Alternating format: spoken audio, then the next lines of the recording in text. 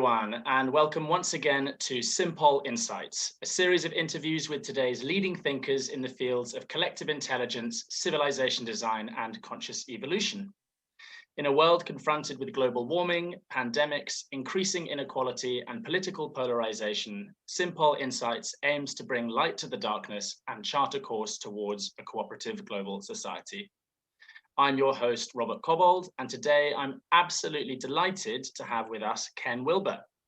For many of you, Ken will need no introduction, but in case he does, Ken is an evolutionary philosopher and the founder of integral theory, comprehensive synthesis of human knowledge into a single digestible framework. He's been referred to as the Einstein of consciousness studies, which is quite a moniker, and his 25 books have been translated into some 30 languages, and his theories have been applied in just about every field you can imagine, from sustainability to politics to education to medicine and even sports, apparently. So just start by getting the compliments out of the way, Ken. I have to say, when I read The Marriage of Sense and Soul, which is the first book of yours that I read, it genuinely changed my life.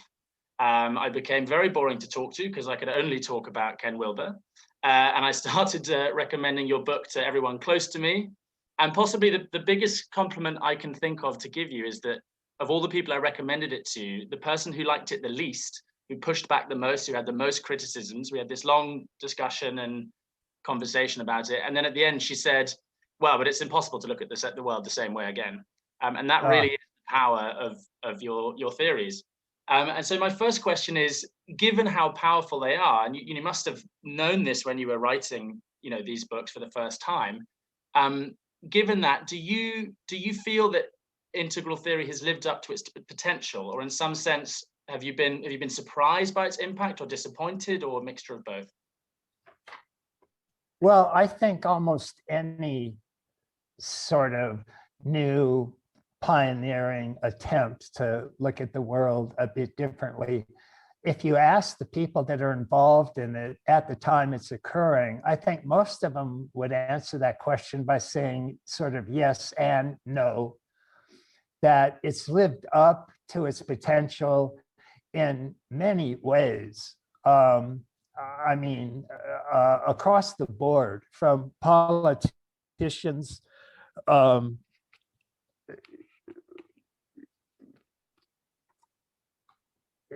including, I mean, Trump is aware of it.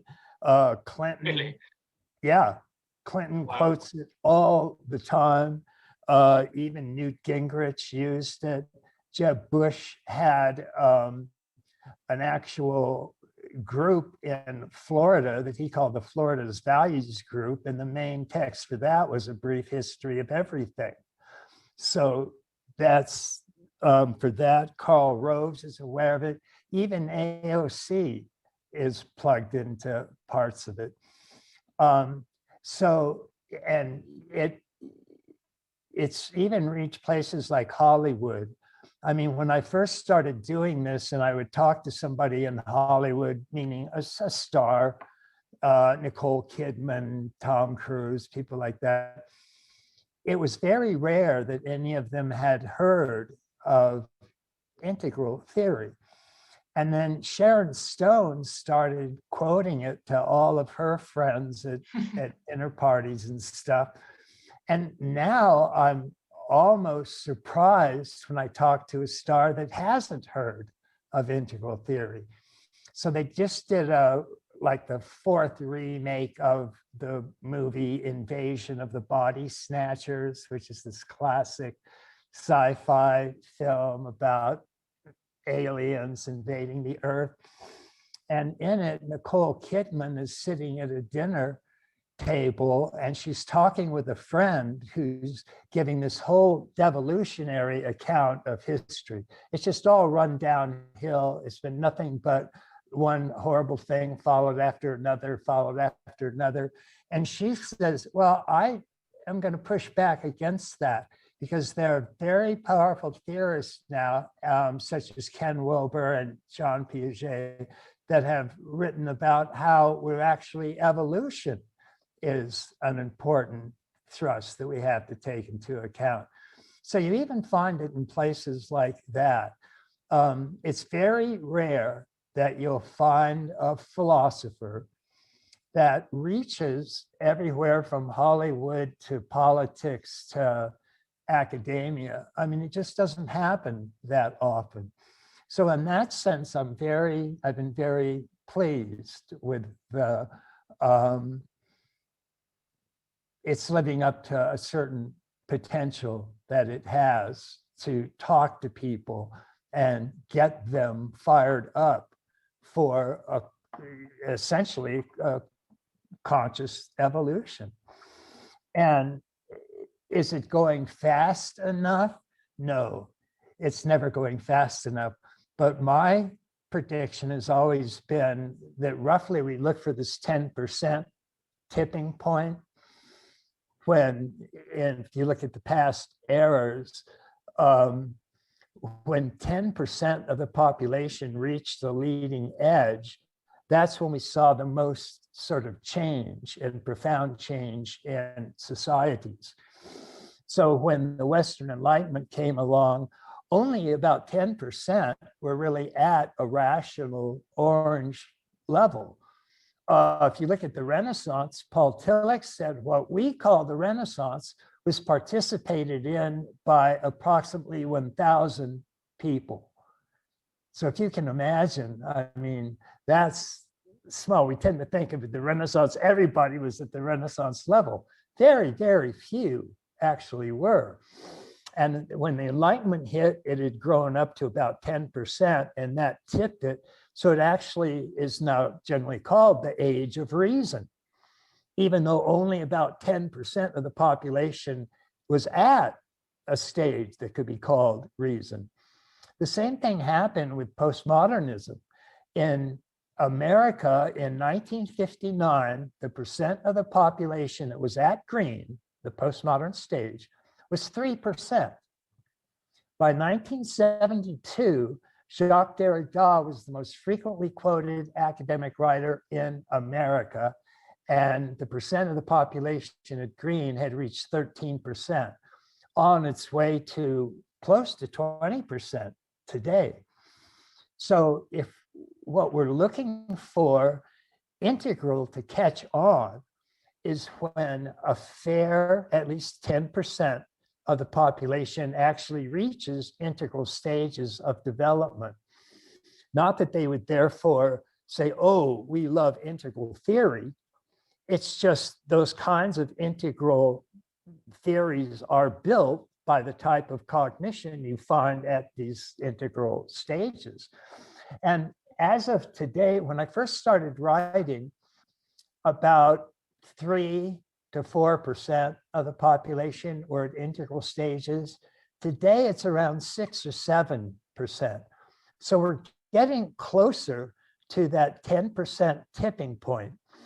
And that's going to be especially necessary in academia, because right now we're ruled by a broken green, an extreme green movement in academia. And it's so broken that they're the far left, basically. And the green that they're operating from, which is multiplistic, pluralistic, multicultural, diversity is our strength kind of stage.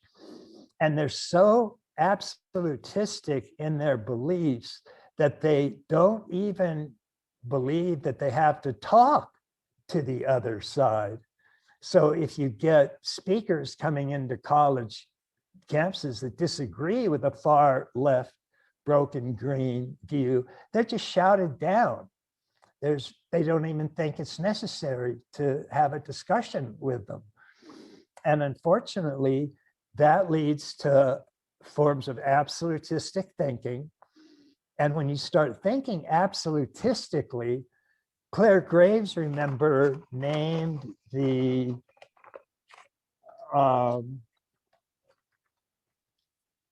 stages of development that we refer to as green, ethnocentric, conformist, orange, rational, universal, and green, pluralistic, postmodern, diversity, multiculturalism.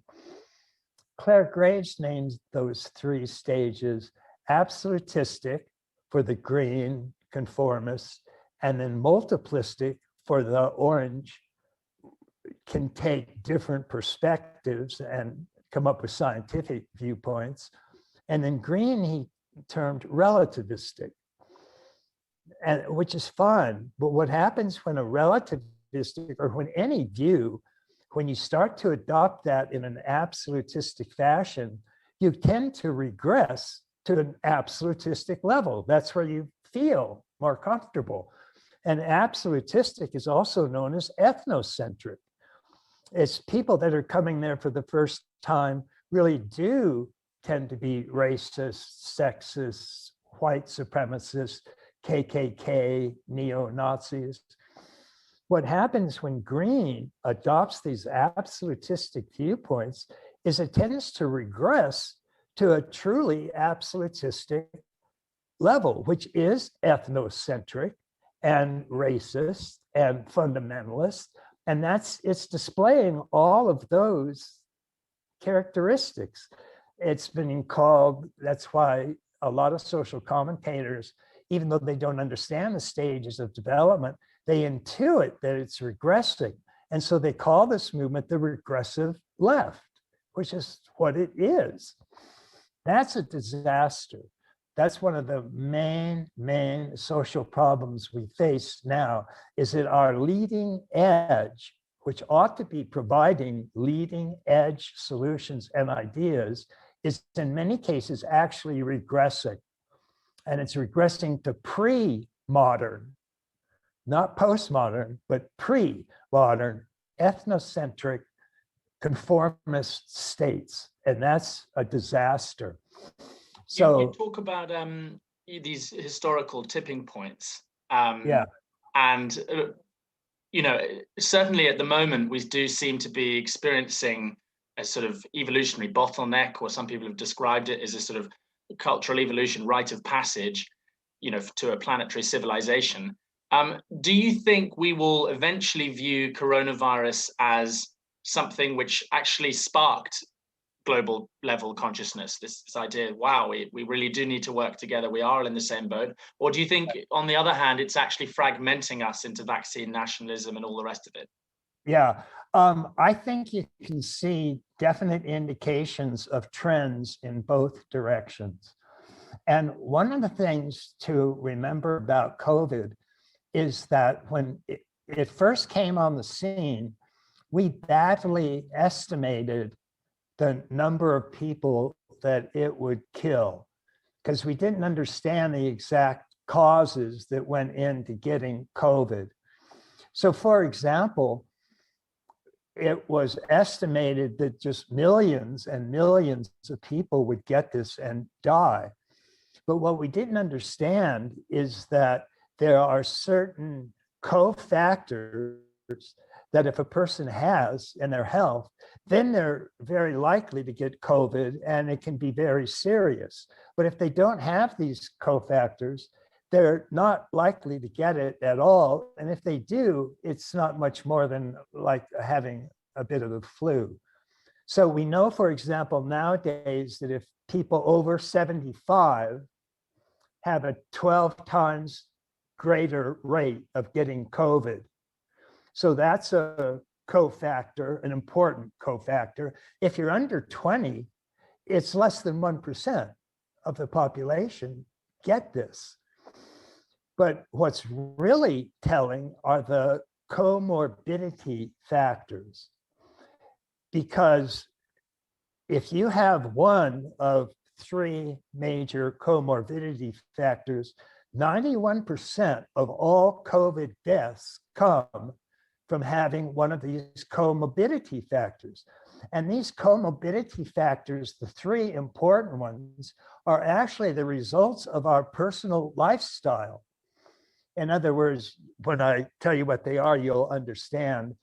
They're hypertension, obesity, and diabetes.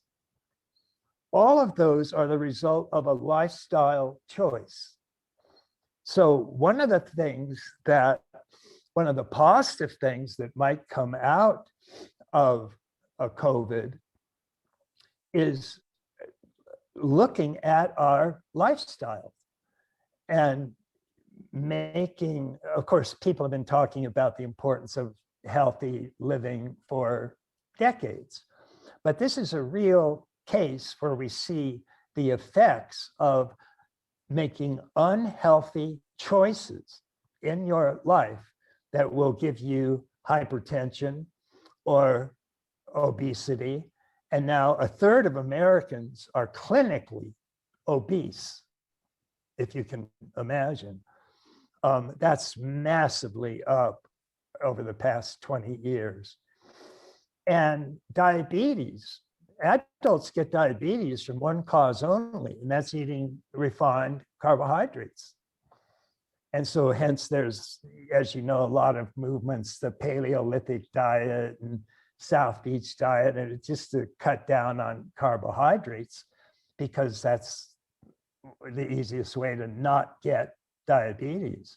You think in a way it's shone a light on these problems and might sort of trigger more healthy lifestyles? Right, exactly.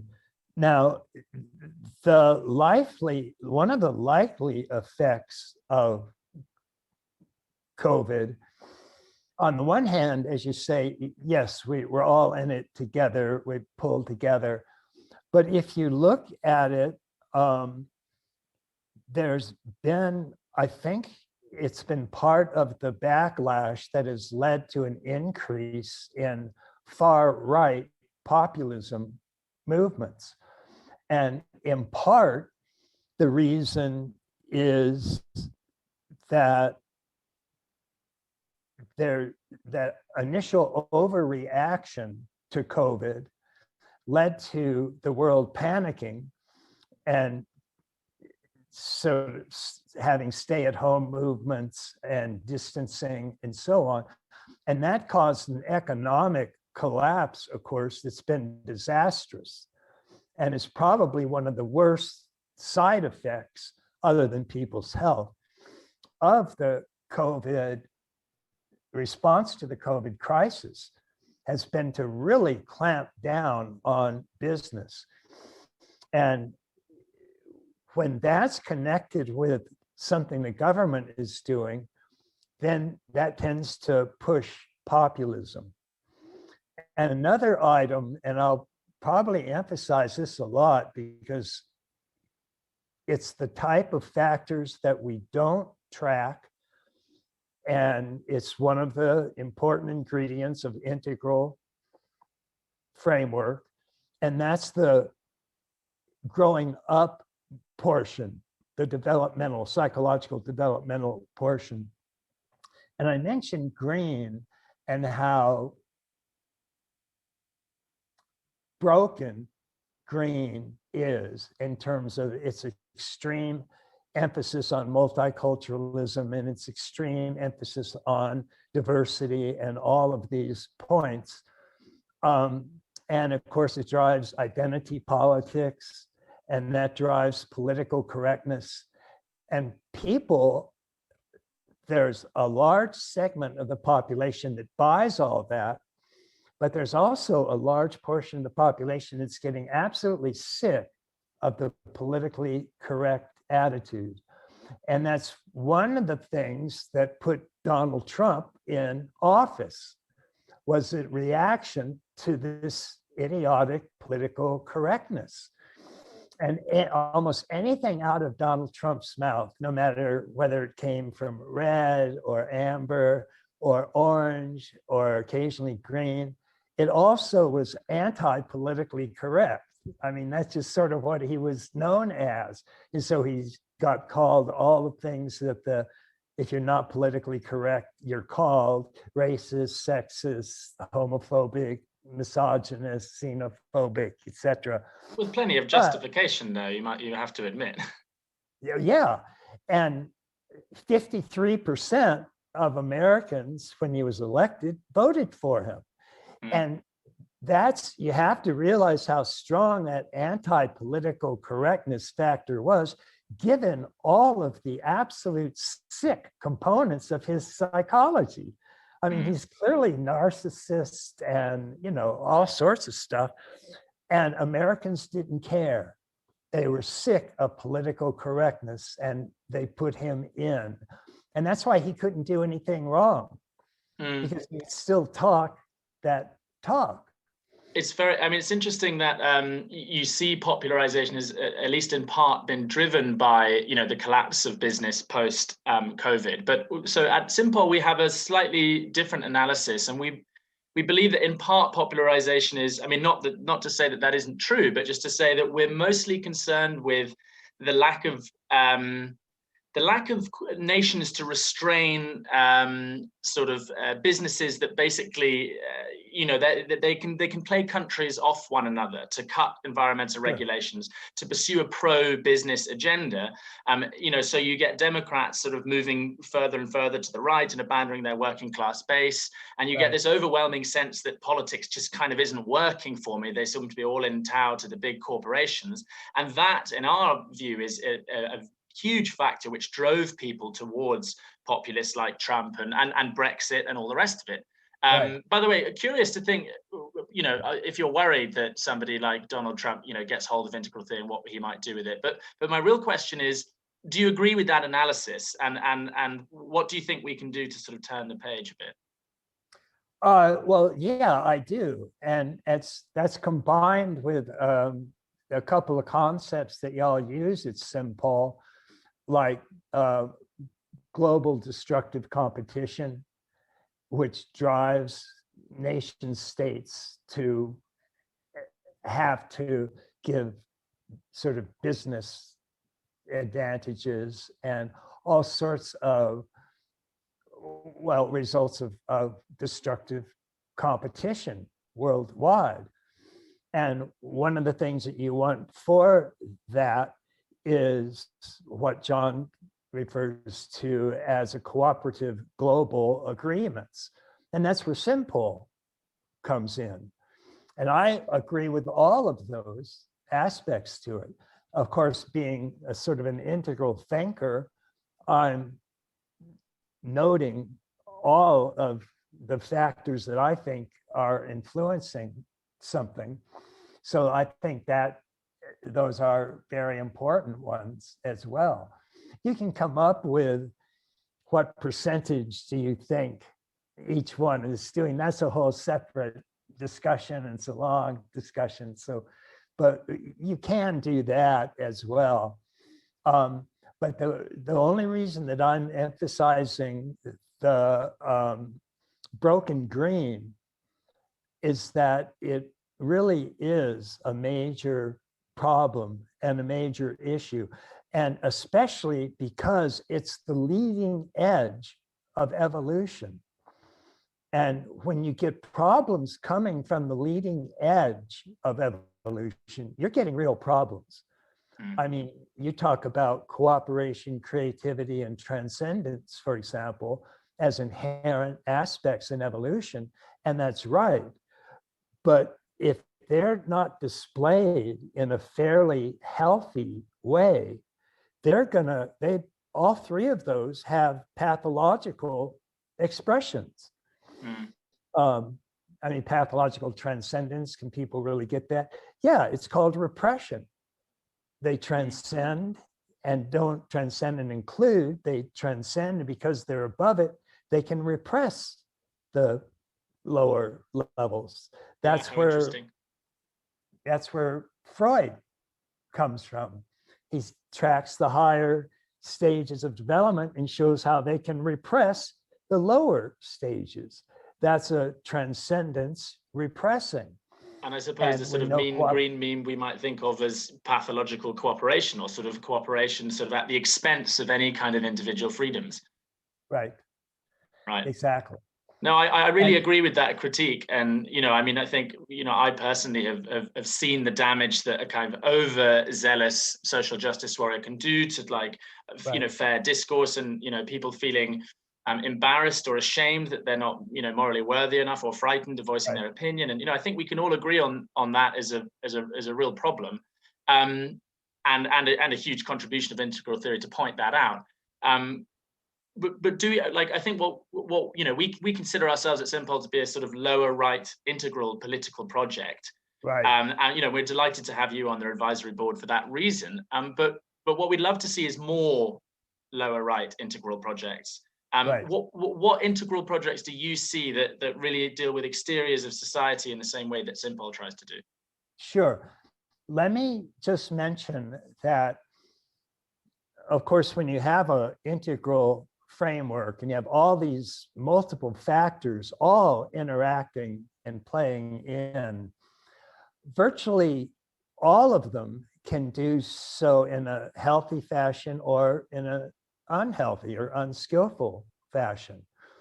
And what we have to be careful with the lower right is that, well, let me back up and give just a little bit of historical explanation. When the Enlightenment came into being, and we first got the rise of the modern sciences, and this all happened within a few hundred-year period. And whereas our history, I mean, even if you look at the mythic era, Jean Gebser's term, that went on for thousands of years.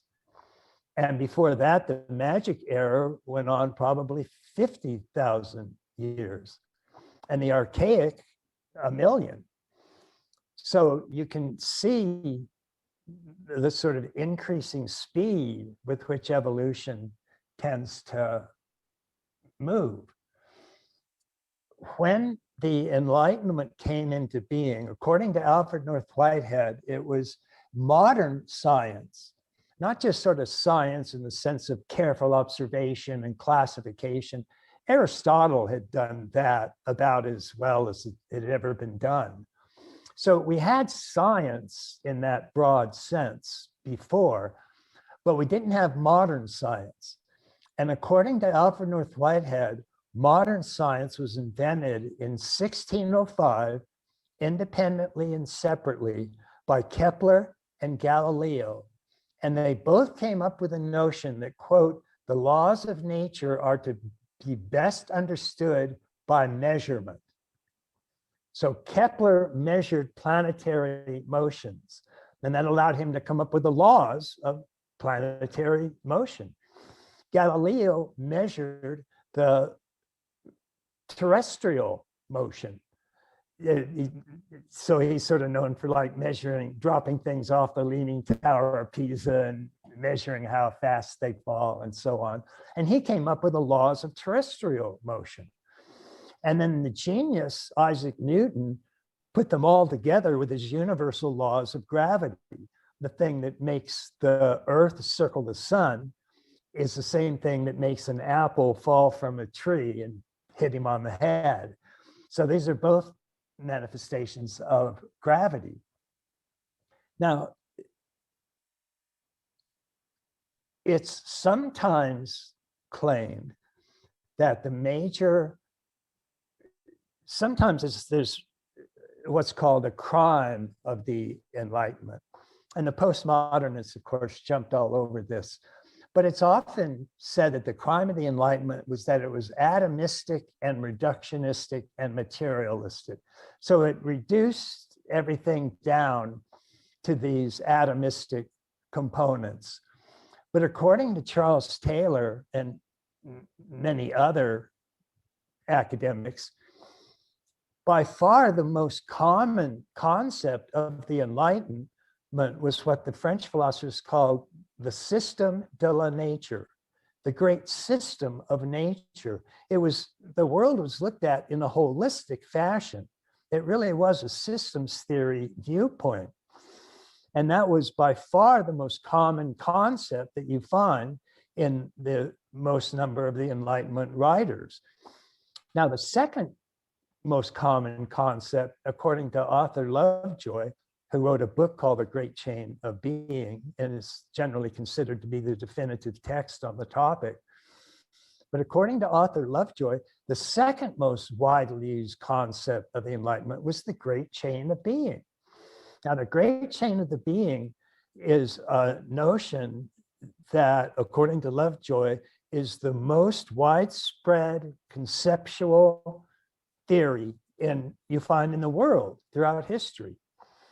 And it basically looks at reality as being a series of dimensions, a series of stages going through a great chain. So the Christian version of a great chain was matter to body to mind to soul to spirit. It's that type of interactive thing, stretching from the lowest reality we can think of to the highest we can think of. Teilhard de Chardin said something like, there is not matter and spirit, all that exists is matter becoming spirit. Exactly.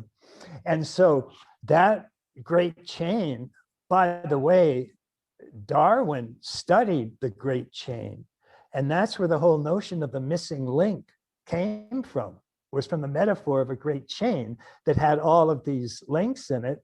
And evolutionary theory was looking for the missing link between apes and humans, for example. But that's where it came from.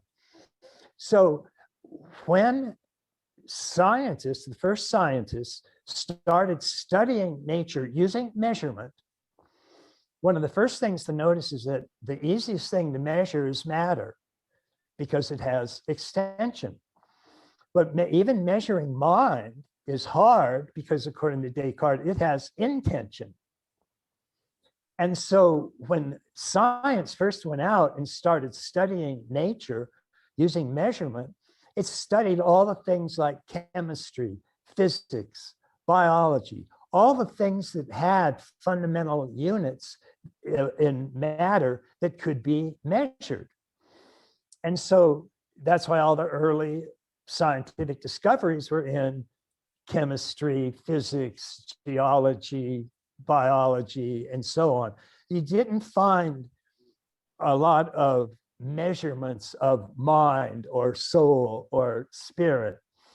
But because the great chain maintained that all of these were linked together in a great system, when the first scientists started studying all of these things, they didn't worry that they were coming up with just planetary laws of movement or just terrestrial laws of movement. Those are looking at just matter, but they weren't worried because the second thing they were thinking was the great chain of being.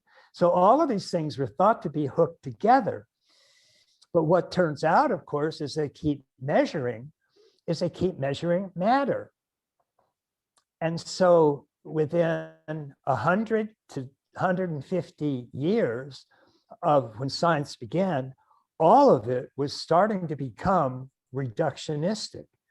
It was starting because the early scientists that started it had died.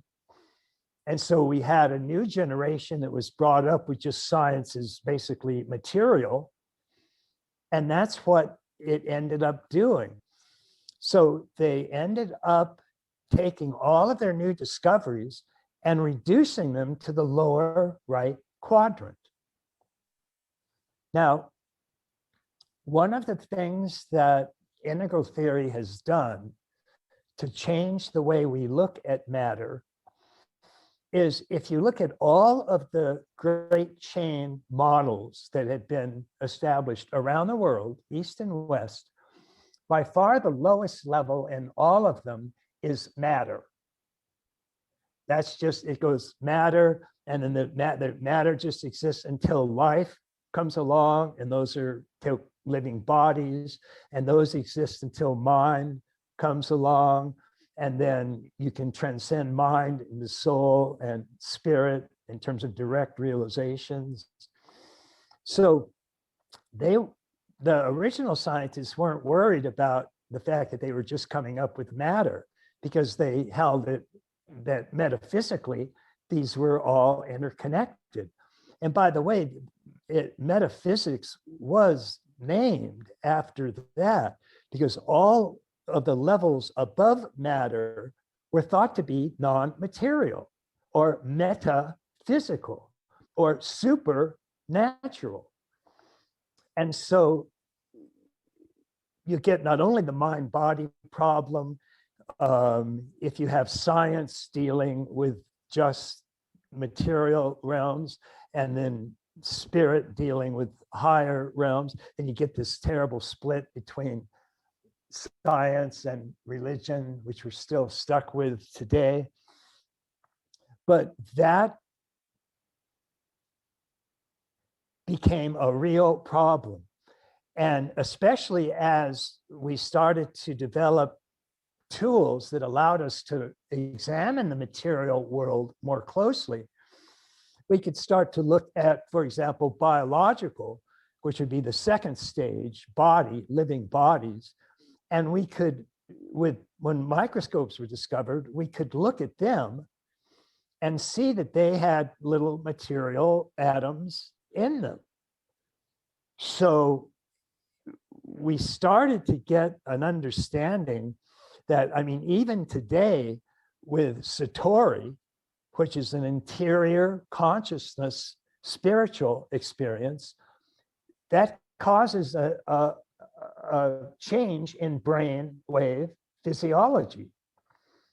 So the tendency, if you're a Sam Harris, is you reduce the consciousness to the brain.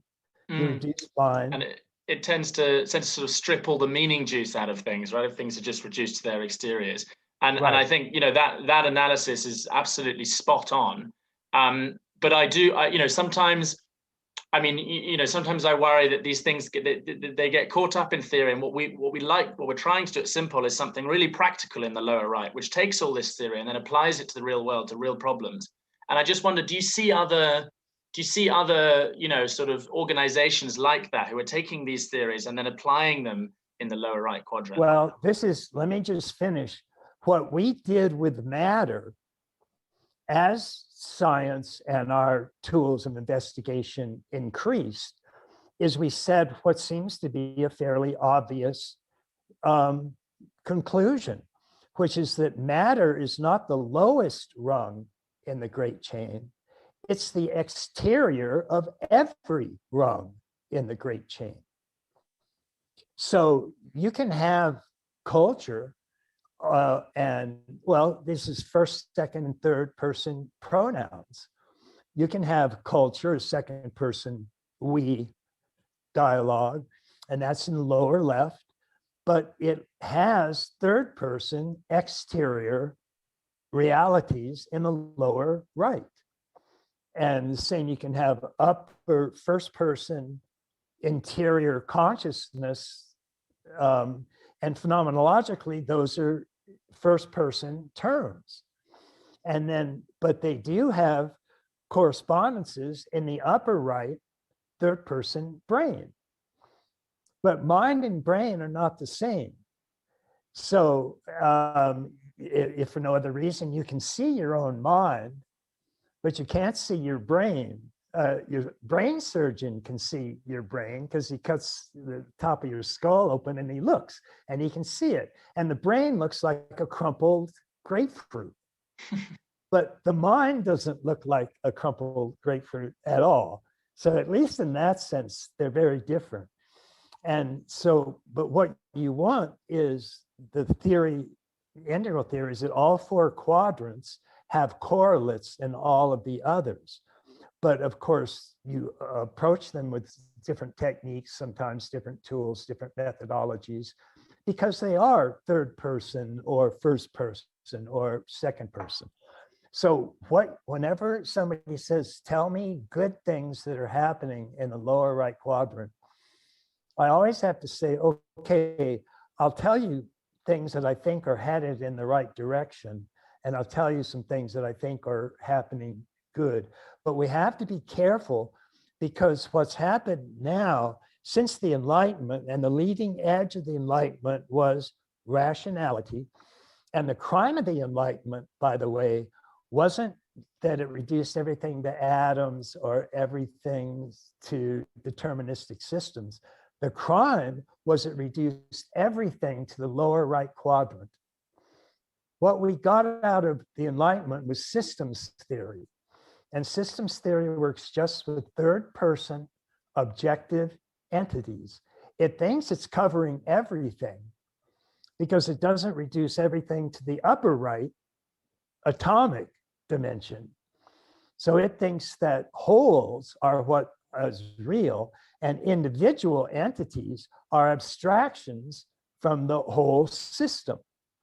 And so that's what the lower right is. It's particularly a collective third person set of holons that are drawn together in complex systems and work in that fashion.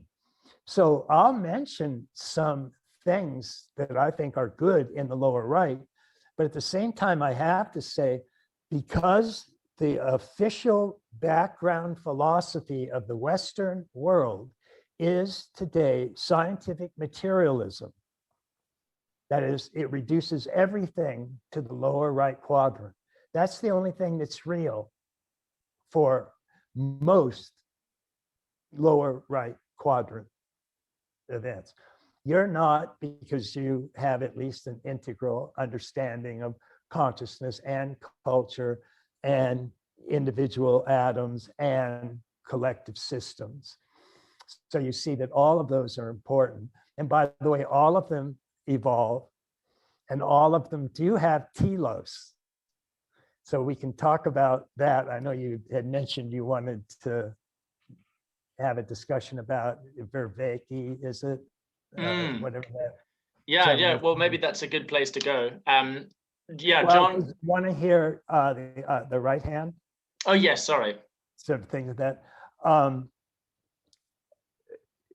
Well, global education programs and the systems that are working on those. And I particularly want to emphasize organizations such as Educate Girls, because educating girls worldwide is probably the single most effective thing you can do to evolve a culture. When you educate women and give them birth control, so that they're not just subject to the animal drives of having sex, getting pregnant, ending up having 5 or 6 or 7 kids, then they can't afford the time or the money to get their own education and so on.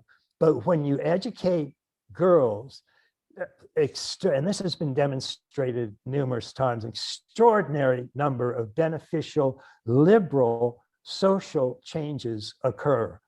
And so that's an extremely important issue. Of course, in anything like anti-poverty programs, anti-hunger programs, distributing clean water, fundamental physiological needs from the lower right. And then I think it is worth working on global destructive competition. And that's why I think something like Simpol, which again stresses cooperative global agreement, I think that is extremely positive and is a genuine, truly innovative approach. And I felt this from the first time I saw what y'all were doing. That's connected with a world federation move, but it's not necessary. And John makes that point that we're not talking about world federation when we talk about Simpol, because I think a world federation, I think we're still much too soon for a decent one to come out. We've tried, so we have the United Nations and stuff like that, and it does some good, clearly, but it's also a bit of a mess and needs to be straightened out. Yeah, total but if mess. it does, if it does work, I think Simpol will be a leading part of how that works. So you can look at things like the Venus Project, which works on global resource-based economy. And the only problem with that, I agree with most of what it says, but the only problem is it doesn't cover integral development. It just comes from the top, rational systems theory, and it basically plugs things into that.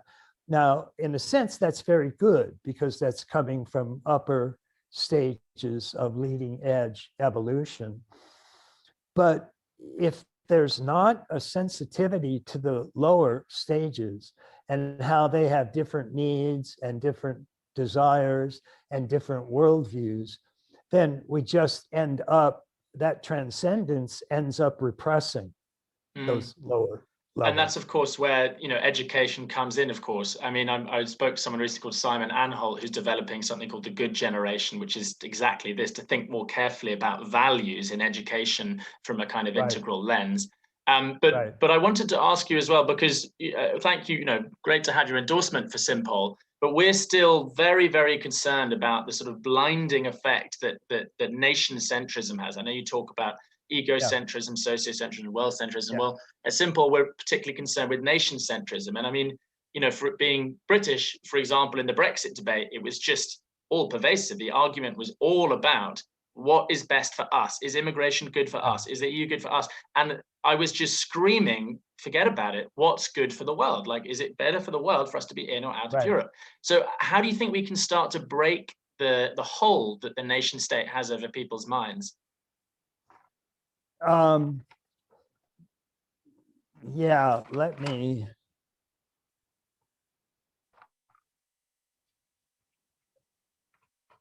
have a look here.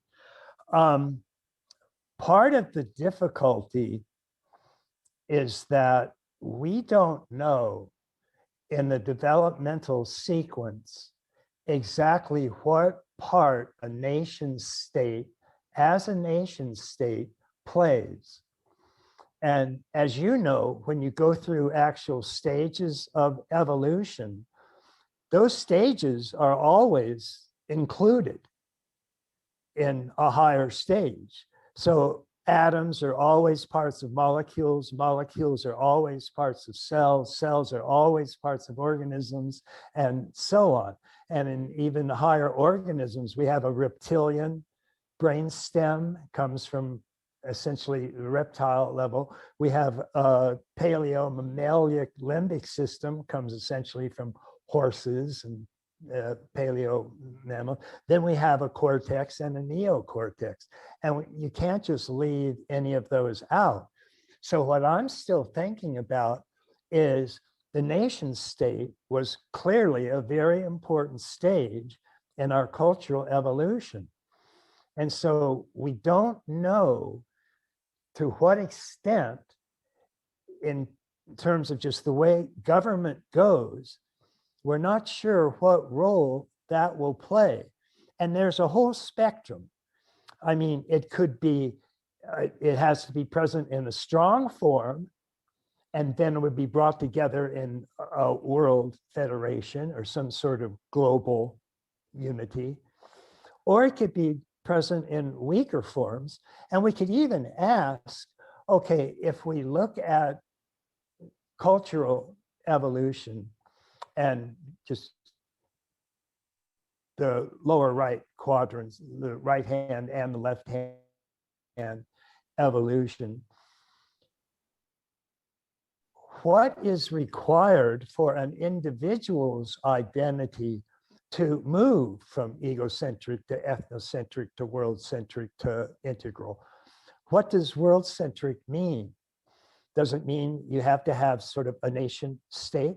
Or can the actual functions of a nation state be reproduced by just, let's say, an intense community?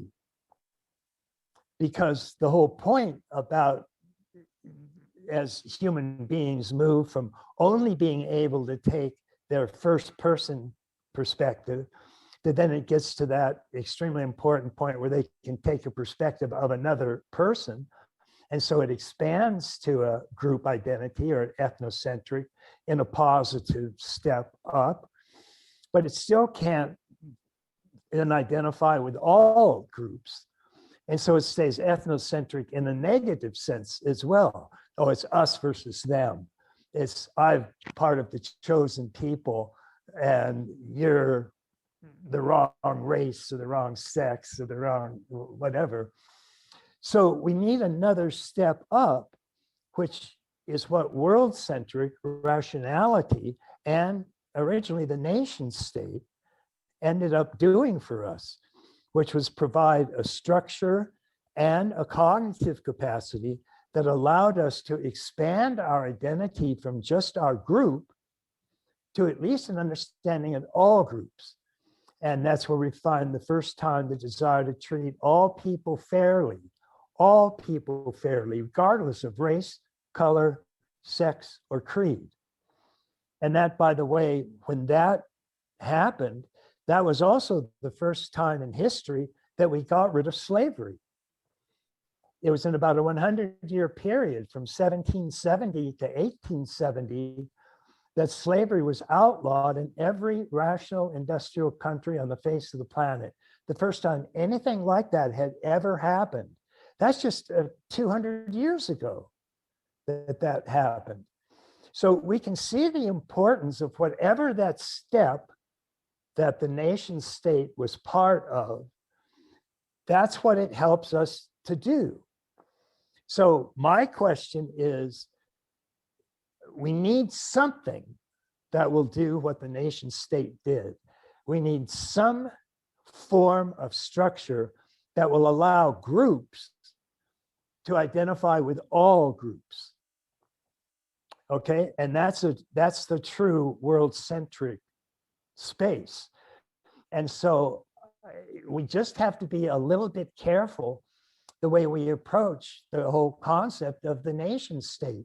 It's an important hold on, apparently, but how much of that structure, the way it's shaped now, has to be present in order to provide the function of helping to get humans from ethnocentric up to truly world-centric. That's not obvious, you see. It reminds me of the work of David Sloan Wilson, who talks a lot about the sort of 8 core design principles of cooperation. And, you know, we have that at the nation state. We don't quite have that at the global level yet. And I think, well, certainly from my point of view, conscious evolution and the idea that like evolution has this trajectory and that it requires our participation to continue in that direction, that seems to me to be at least a decent contender for shared purpose and values, which is the first of the 8 core design principles. So I wonder what you think about that, or you know, does it need something more or something else, or do you think that could function as the kind of glue that brings humanity together, whether you're spiritual or scientific or, you know, left-sided or right-sided in the quadrant, you know, that ideally speaks across cultures and values and can hopefully give us something to move towards together. Yeah, and what was that principle?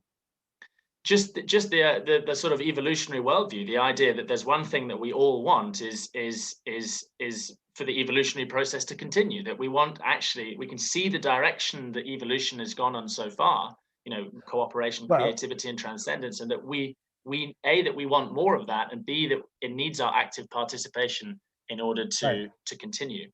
Well, my feeling is that what is particularly required is that we get at least to the tipping point of integral.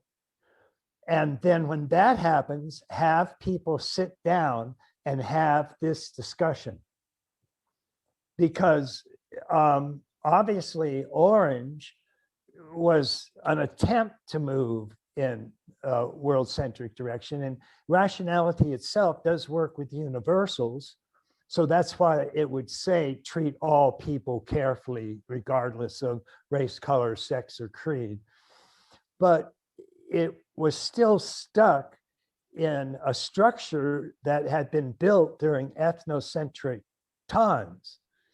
That's where the large city-states had come together, and the Middle Ages and so on. Those all have countries as sort of at least temporary markings of where the different tribes are all holed up. And when rationality emerged, it was still stuck in that. And so that's what a nation state is. It's all modern democratic nation states are governed by universal principles. That's our laws are universal, but not our identities. It's expanded from just one group to many groups, but the many groups have to basically be American or French or English. And so it's not quite up there. So that's one place where something like this general principle you're talking about, this glue, could provide what we're looking for. But my point is that the only people that will adopt that glue with almost certainty are people at integral stages of development. So that's why it's the chicken and egg problem, isn't it? It's like, you need one to achieve the other. We've suffered with that at Simpol, because what seems to us clear as day, if you're coming at things from a nation-centric or an ethnocentric or traditional values perspective, it's just all woolly. It's like, well, who really cares about all this stuff? Like, I need my nation to do well, I need to attract business, etc. So it's difficult. And the nation state this is one of the things that y'all emphasize, it is one of the main drivers of global destructive competition. So there's an inherent problem in that right there. And in some ways, that's what green was attempting to cure. And healthy green can help go that way, because what orange does is it divides the world up into these very large universal systems, but they're all essentially identical wherever they show up. So when chemistry shows up, there's not a Hindu chemistry and a Jewish chemistry and a Protestant chemistry. There's just chemistry. And the same when physics shows up, there's just physics. There's not an African physics or a North American physics or a Jewish physics. So those tend to become solidified and hegemonic. And that's what green was doing, because each higher stage can reflect on the previous stage. And sort of when it sees problems, it tries to address it.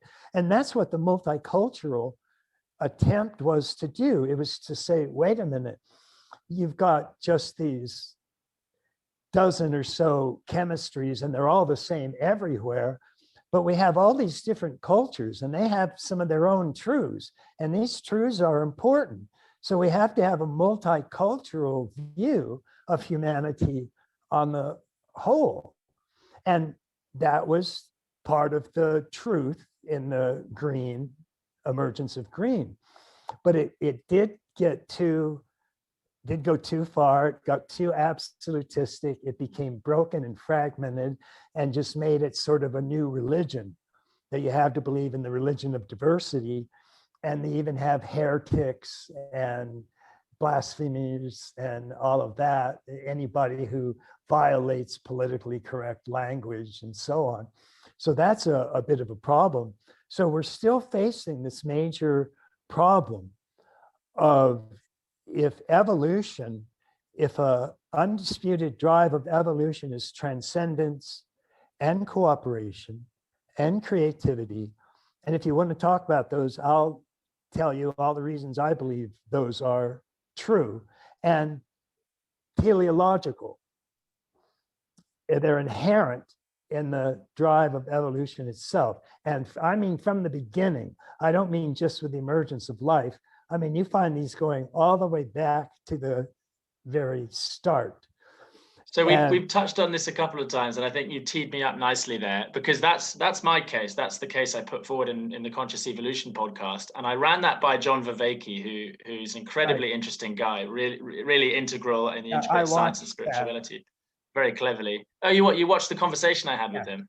Oh, right, okay, amazing. Because I wanted to be ready. You mentioned you might want to talk about it, so I wanted to. Yeah, well, I'll try and put forward his argument as best I can. I mean, essentially, he said that. Let me just finish this one point, and then we'll go right to that. Sure. And the point was that because we still have this inherent unresolved difficulty in the nation state, both its orange and apparently its green forms, then to the extent that evolution continues and carries with it transcendence and creativity and cooperation, which I believe it will, then we could expect some sort of solution to that recalcitrant nation state problem to emerge with those levels of conception. And by the way, that's not to say that you and the people at Simpol are not already thinking in those transcendental integral forms. After all, 7% of the population is. And you find that 7% in the really creative, innovative people, which I think Simpol is. So you very well could be using what Richards and Commons call a cross-paradigmatic form of cognition. And they're just, they're people that have studied the highest stages of cognition, going from the rational stage, which creates systems, to the meta-systemic stage, which looks at systems and comes up with diversity and stuff like that. That's green. Then green makes a lot of differentiations, but its problem is it can't integrate them. So that's what the next higher stage, which is the beginning of second tier, they call that paradigmatic, because that's what paradigms do. They take all these different fragments and draw them together into unified wholes. And then the highest stage that they recognize is what they call cross-paradigmatic. And that's when you look at a whole bunch of different paradigms and come up with unifying things for them. That would be something that integral meta theory is attempting to do, for example. So you could certainly be using a paradigmatic or cross-paradigmatic cognition when you're doing that. My point is that when we get 10% of the population at, say, cross-paradigmatic, this kind of talk will be the central coffee table talk that people will be having, because that's what will be on their minds, is how can we bring these paradigms together? And the fundamental contradiction in the nation state is it's using a world-centric cognition, but it has a limited nation state identity structure. And those just don't fit together.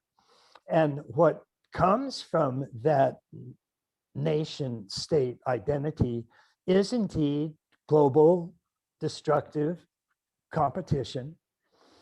And they find it very hard to come up with cooperative global governance structures. But that's something that presumably these second tier higher cognitions would be dealing with. And when we actually examine people at those higher stages, those are the kinds of things that they're thinking about. And that's one of the ways that we can actually look at what evolution does. And this can move us into the discussion with Vervaeke. But one of the ways that we can actually determine what higher stages of our own development will be is take people, because when humans evolve, some of them evolve farther than others. And so that's still true today.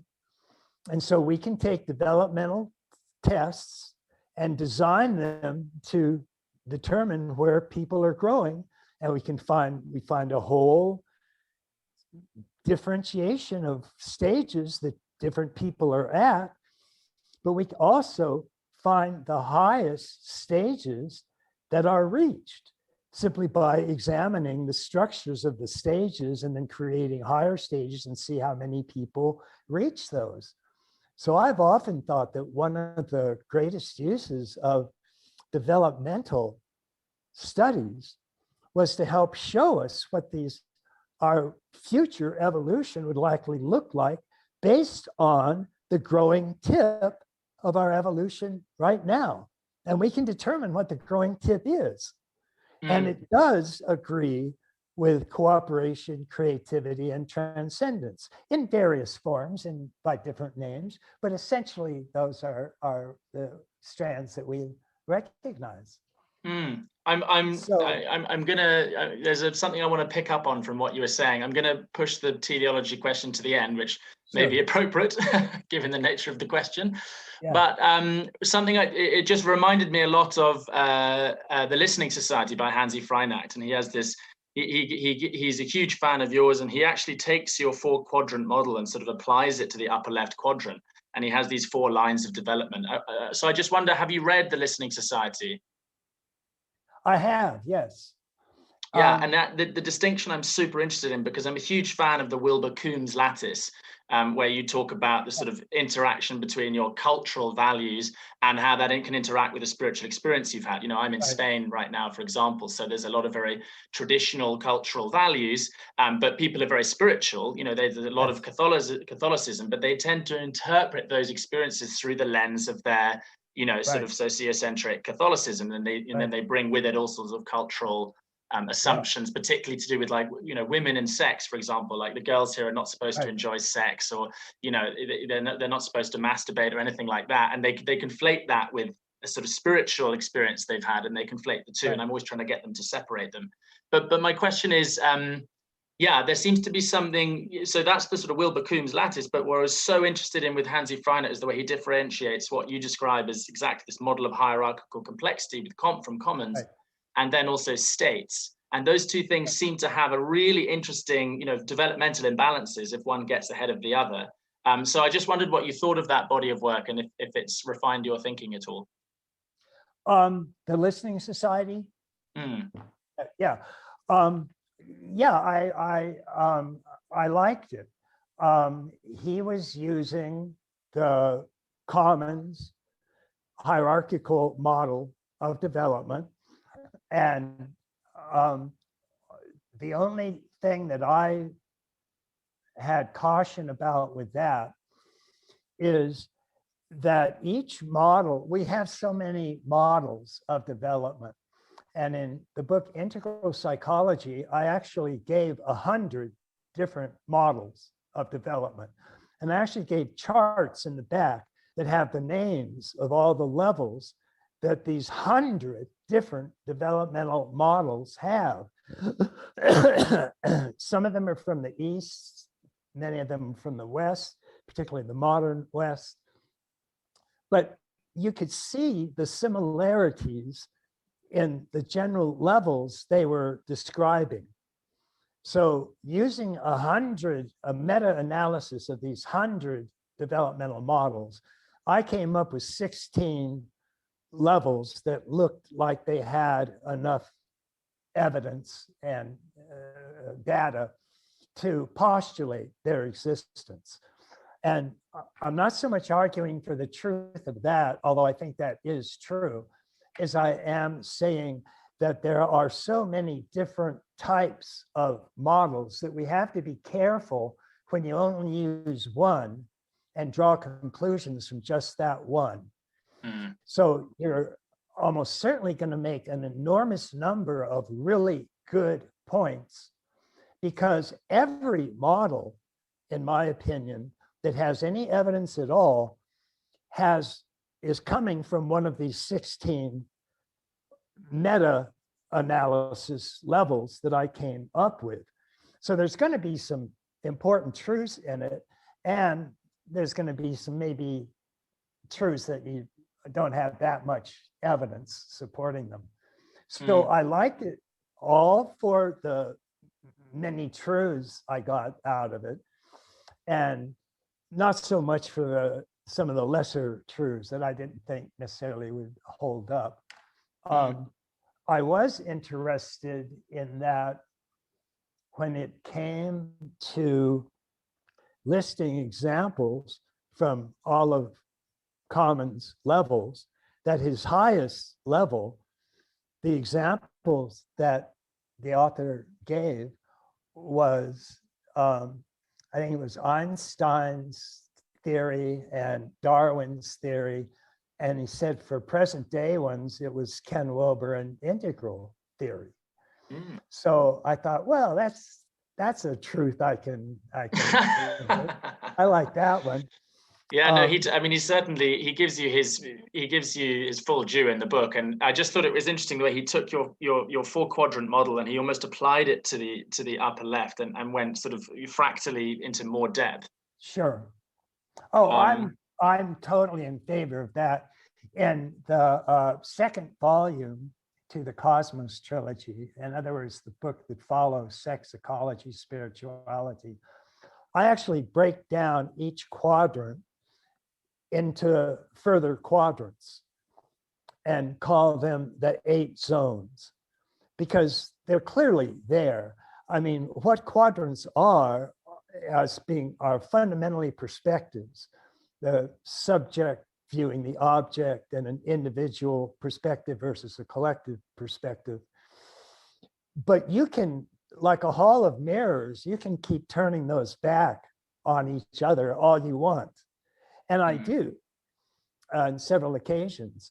And to make it formal, I went ahead and drew a subject and object holon in each of the 4 quadrants and named them the 8 zones: zone 1, zone 2, zone 3, zone 4, zone 5, zone 6, zone 7, and zone 8. And even though those were just using 2 of the quadrants in all of them, subject and object, you can draw a 4, but I was using the zones just to show, first of all, how common they are, because of the zones that people use. Most people are aware of subject and object. Not as many are aware of individual and collective and how those go together just as intimately as subject and object do. But so with subjective in the upper left quadrant, which is the overall subjective of the interior, we also have subjective and objective factors in that quadrant. So we can be directly, immediately aware of our first person experience, or we can stand back and reflect on it. And we do that all the time. So the immediate, direct, subjective awareness of the subjective domain is what I call zone 1. In zone 2 is standing back and reflecting on any of our first person immediate experiences or thoughts.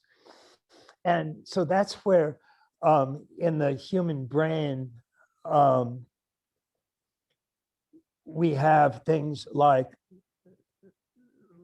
grammar rules of grammar.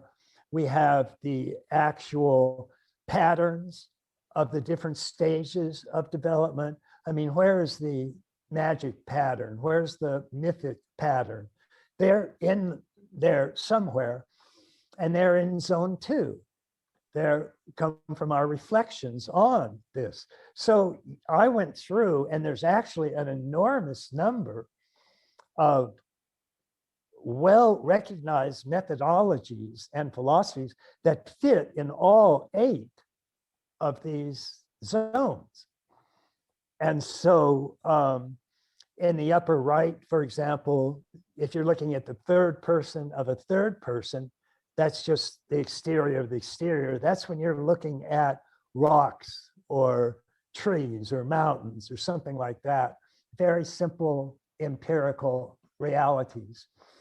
But you also have brain scientists who are studying brain cognition, and they're inserting a first person viewpoint into the brain and saying it just sees third person objects, but it is a first person seeing.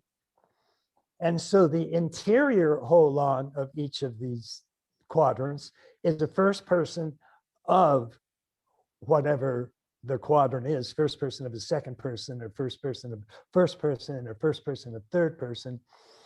And then the exterior of it is just what the quadrant is supposed to be about. So, and this actually, you find this in systems theory. The latest textbook on systems theory says today there are two distinct types of systems theory.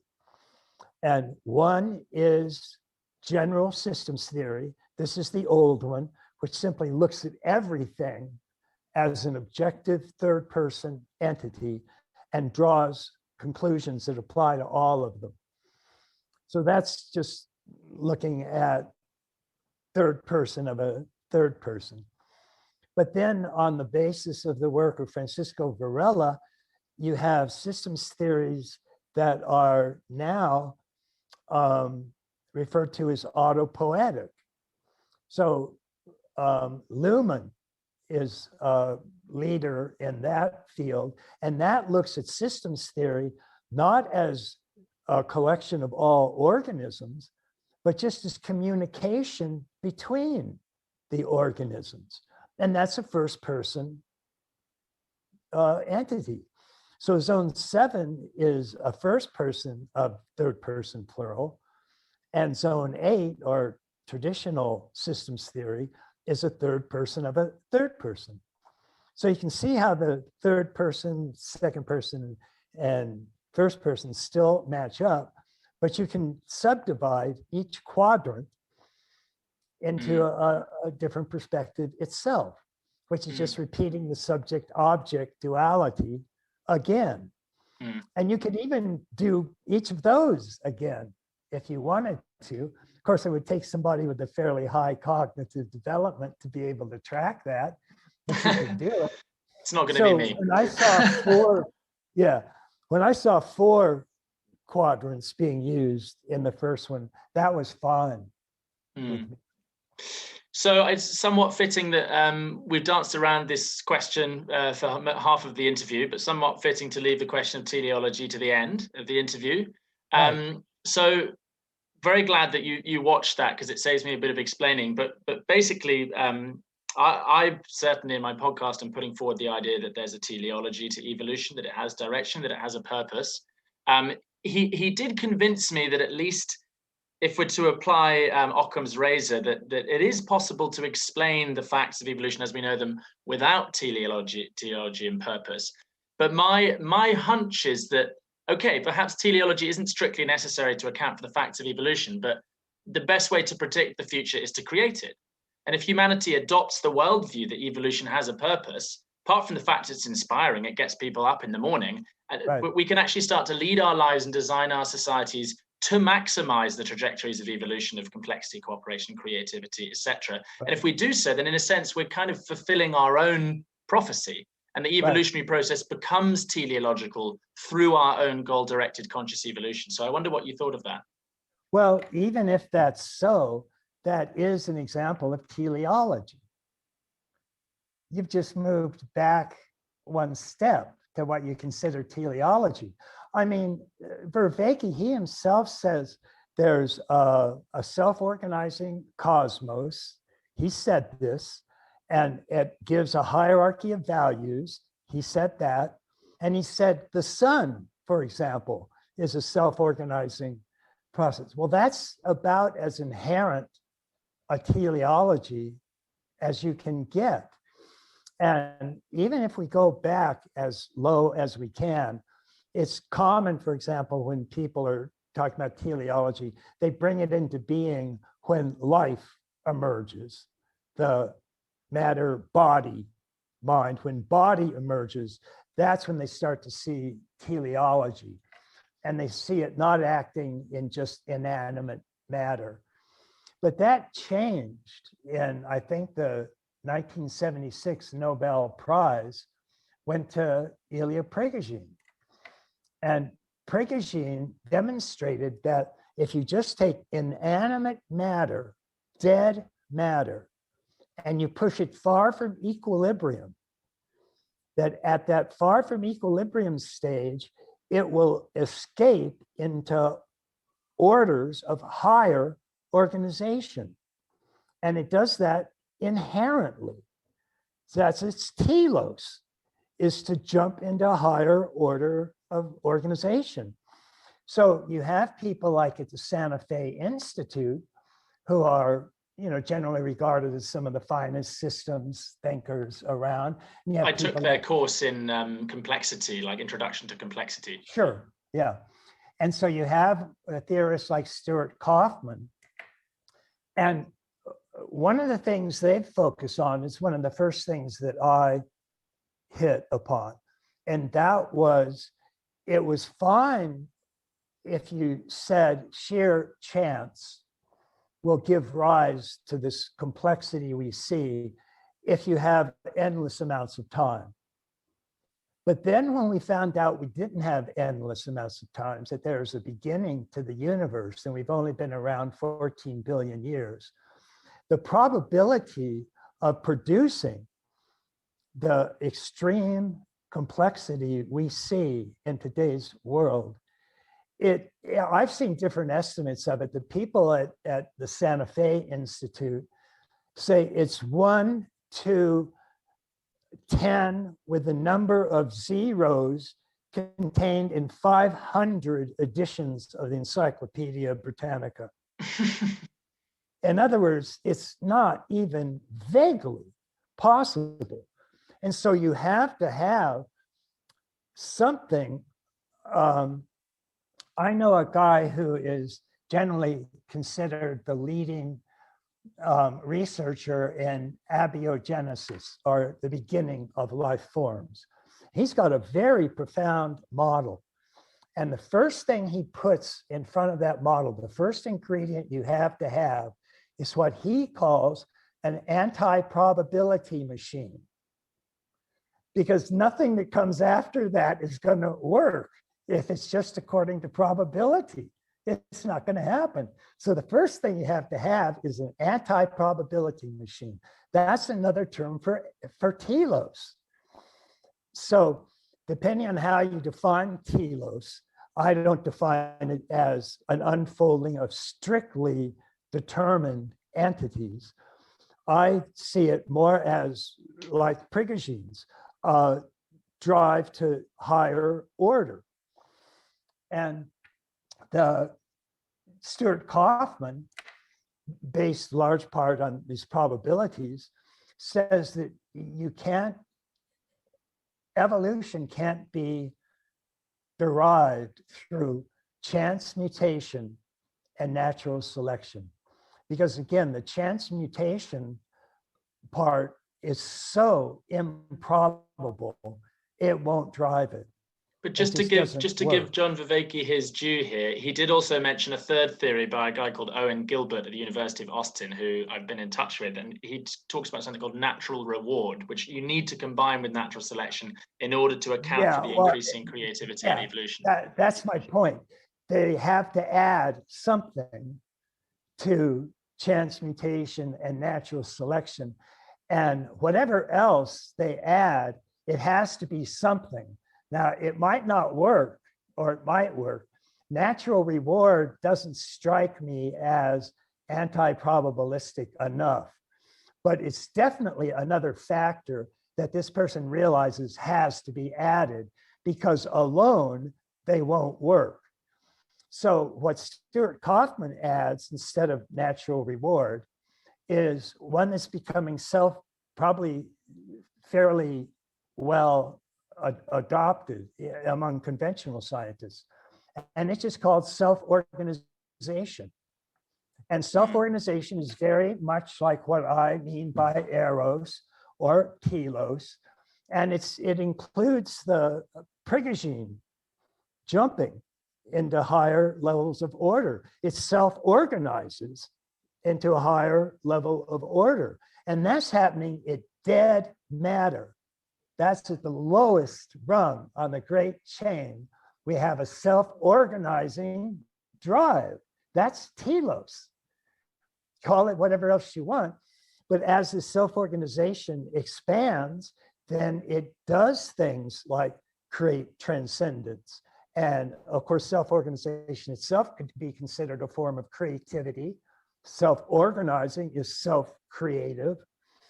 And because one little thing that I generally add is the only way the universe can go forward is through creating holons. In other words, we create one whole, and for that to go forward, it's either going to stay the same or it's going to join, cooperate with other entities, and that's going to form a larger holon. That's the direction that the universe is headed. The universe is not headed in the direction of the second law of thermodynamics. The universe is not running down. It'll run down if you take some aspect of the universe, like a living plant, and you cut that off from its environment and you put it in a box and seal it off completely and just set it aside and let it go, it will run down. Yeah, granted, there are conditions under which you get a second law of thermodynamics. Nobody's denying that. But the universe itself, if you just let it go, it winds up. It goes from smaller to larger holons. It goes quarks join together to form atoms. Atoms form together to make molecules. Molecules come together to make cells. Cells come together to make multicellular organisms. And then organisms go on up a tree of life. That's the direction the universe is heading. I mean, it can't be missed. And we're not talking about just humans on Earth. When I talk about quarks, atoms, molecules, we're talking about the universe as a whole, starting from the very beginning with its own telos, which is to drive towards It's amazing. You sort of taken the conventional view that basically, you know, the universe is winding down, but in pockets it winds up, and you flipped it on its head. And it reminds me of, well, I'm going to wrap up here just because you've been incredibly generous with your time. We're coming up to 90 minutes now almost. And just say that, yeah, that reminds me very much of Robert Pirsig, who, I mean, there are about 5 books or thinkers in my life that have really, really given you that sense of, when you're emerging into a new space, it feels spacious all of a sudden. You see all this intellectual sort of space opening up, and that you grow into. And, you know, along with Robert Pirsig, John Stewart, who wrote the Evolutionary Manifesto, is another. I think Hansi Freinet most recently, and you certainly are one of the few people that have. Oh, am I? Sorry, just in the middle of my grand wrap up. Can you hear me now? Okay. Yes, I think you're back. Yeah. But no, I would just wrapping up to say that you and your work in integral theory has absolutely changed my life, and it's the ground on which so many of the people that we've interviewed in Simpol Insights stand on. And so I just want to say thank you so much for giving us your time. If anyone hasn't read any Ken Wilber, I strongly urge you to pick up one of his books. Sex, Ecology, Spirituality is probably the most comprehensive, but there's dozens out there. And so, yeah, thank you very much, Ken. And, let's continue working towards the conscious evolution of our species. Sure. And remember, let me just toss in as a way to close, the philosopher Charles Peirce.